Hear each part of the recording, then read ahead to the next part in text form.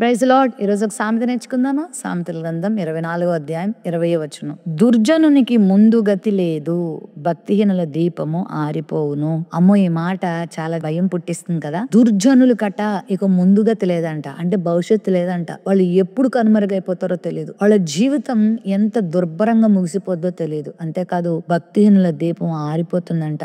చిమ్మ చీకటిలో ఏ చిన్న కాంతి పట్టుకొని మనం ప్రయాణం చేస్తున్నప్పుడు అది కూడా ఆరిపోయింది అనుకోండి, మన పరిస్థితి ఏంటి? ఎంత ఘోరం ఉంటుంది.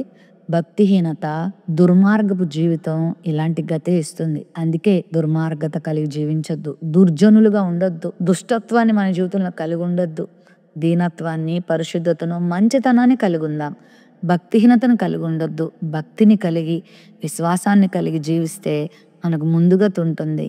మన దీపం ఆరిపోదు. ఈ మాట చాలా కఠినంగా ఉంది కదా. ఇక ముందుగతి గాని, భవిష్యత్తు గాని, రేపు అనేటువంటి ఆనందం కానీ, ఆ శుభము గాని వారి జీవితంలో ఉండదు. మరి ఆ విధంగా జీవించొద్దు. యోగ్యమైన వ్యక్తులుగా జీవించి దేవుని సహాయాన్ని పొందుదాం.